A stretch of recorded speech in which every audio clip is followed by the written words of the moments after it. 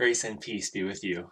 Hi, my name is Mark. I'm the pastor at Sycamore Creek in Potterville. I have a brief thought for you today. It's from Galatians 3, verses 15 through 18, which I'm working my way through Galatians in my devotions and sharing brief thoughts on it. In this section, Paul makes an important point about something that we often miss about Old Testament covenants. I'm sure you've just been thinking about Old Testament covenants. In Genesis, God makes a covenant with Abraham, which we call the Abrahamic covenant. Then later on comes the law and what we would call the Mosaic, or based on Moses' covenant.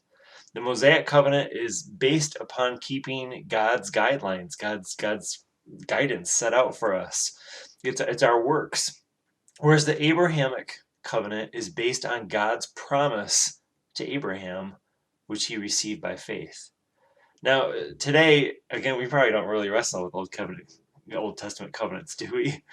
We don't wrestle with Judaizers and returning to the Mosaic covenant, but we do wrestle today with showing our faith and with living it out.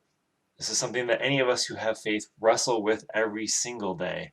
We wrestle with superiority and wanting to have special status, or at least I do.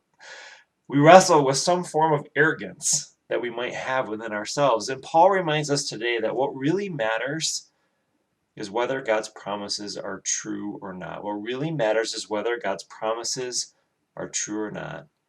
And that goes all the way back to Abraham. What do you believe about God's promises? And how does that belief impact your actions? You see, God in his grace gave Abraham a promise, and well, the promises of God are available today to us through Jesus. Will you accept and believe God's promises? Grace and peace be with you.